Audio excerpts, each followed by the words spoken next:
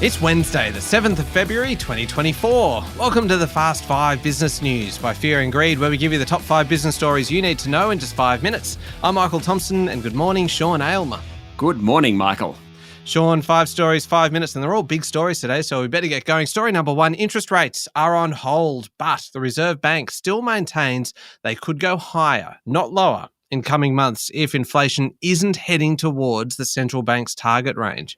The central bank board said while recent data shows inflation is easing, it isn't there yet. Therefore, another hike can't be ruled out. New economic forecast released yesterday by the Reserve Bank shows inflation is expected to fall to 3.3% by June, but then take another 19 months to actually fall below 3%. The board says it remains highly attentive to inflation risks. Services inflation, as opposed to goods inflation, remains the main concern. Stuff like insurance, electricity, that sort of stuff. The bank's battling excess demand in the economy. People still have jobs. Migration's booming. Businesses are investing. Government spending, especially on infrastructure. That is in excess of supply. On the other hand, as Michelle Bullock said yesterday, some people are doing it tough. Balancing the two isn't easy, and the governor said the best thing the Reserve Bank can do for people struggling is to get inflation down. Now, Sean, yesterday's meeting was no ordinary meeting of the Reserve Bank, was it? It is the first since the bank implemented key recommendations of an independent review into the organisation, and as a result, almost became a bit of a spectator sport. It did. Now, one of those recommendations was that the governor hold a press conference after the announcement. Ms. Bullock did that. That teased out a number of issues, including that the bank is happy to cut rates before the target's reached, so long as it believes the target will be reached. For a non-seasoned media performer, Michelle Bullock's efforts were pretty good, I'd say. The governor was definitive in not giving a timeline for the next move in rates, but she did answer most of the questions in plain English. Very, very handy skill for an economist, Michael. Yes, indeed. All right, on to story number 2, and big news out of Canberra, Sean. The Coalition will support Labor's changes to Stage 3 tax cuts and then go to the next election with more benefits for higher income earners. The great tax debate didn't really lift off, with the Coalition Party room agreeing to support the Labor changes. Opposition leader Peter Dutton also resolved not to roll back the tax cuts for lower income earners if elected. Means a few things. The government's proposed changes whereby 8 in 9 people are better off will be passed. High income earners will receive an annual benefit of around $4,500.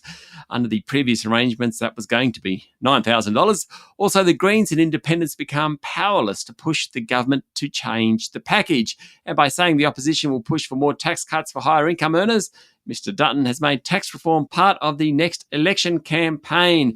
First question time of the year yesterday, dominated by the tax cut debate. Got a bit heated too, Michael. Let the games continue. Yeah, absolutely, Sean. Story number 3, how about this? PwC Australia has given its 8,400 partners and staff access to a custom-built virtual assistant called ChatPwC that is capable of formatting data and writing code and summarising meetings and documents and writing emails, all of those kinds of things that would actually make it quite useful.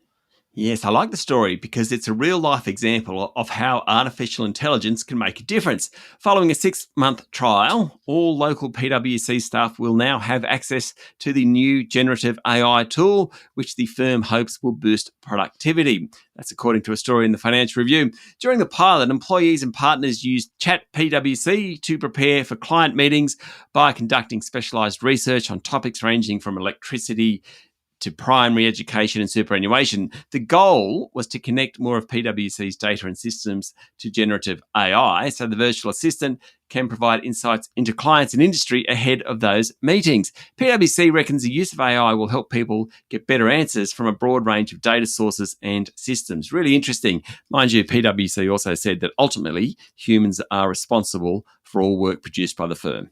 Story number 4, there's a couple of Aussie business leaders who got the support of very big investors over the past 24 hours. One is Tesla chair Robin Denholm, and the other is Domino's CEO Don May.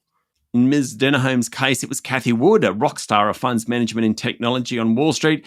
She backed the chair after a court ruling last week said Denholm had a lackadaisical approach to corporate governance at the EV maker, and she was blinded by the amount of money she was making. Wood, who's best known for making big bets on smaller tech stocks, described Denholm as a professional of unquestionable integrity. Now, Ms. Wood's ARK Invest is a major owner of Tesla's share. She is a public admirer of Elon Musk. The other example is Domino's. Its major owner and billionaire Jack Cowan's come to the defense of the CEO, Don May. Cowan is chair of Domino's, and according to the Financial Review, since the peak of the Domino's share price to the current level, he's lost about $2.8 billion. Cowan said during the last couple of years, the ball hasn't bounced the right way for Domino's, but the board is supportive of the direction Domino's is taking and is supportive of Don May. All right, last one. Story number 5. What do you make of this one, Sean? California is looking at introducing what's known as Intelligent Speed Assist, which uses GPS location data to adjust a vehicle's top speed to reflect a road's posted speed limit. Excessive speed is a factor in over 12,000 deaths in the US, or roughly a third of all crash fatalities. The problem got worse during COVID, according to Bloomberg. The traditional array of policy deterrents, police campaigns, speed cameras, stuff like that, seem unable to rein in the fastest drivers. So California State Senator Scott Wiener is proposing a new approach. He's introducing a bill that would be the first in the US to require that speed limiters be installed on all new cars sold after 2027, with a device set to 10 miles per hour above the speed limit. Really interesting to watch this one, Michael. Yeah, it certainly is. And there we go, the top 5 business stories in 5 minutes. Thank you, Sean. Thank you, Michael. It's Wednesday, the 7th of February, 2024. Remember to hit follow on the podcast. And if 5 minutes isn't enough, you can find our longer daily show called Fear and Greed Business News, wherever you listen to podcasts. Also out today, being Wednesday, there's a new episode of How Do They Afford That, our sister podcast, all about making your money work a little harder for you. Today's episode, all about Frugal February and the top 10 ways to save a bit of cash this month. It is a good one. I'll put a link in today's show notes. I'm Michael Thompson, and that was the Fast 5 Business News by Fear and Greed. Have a great day.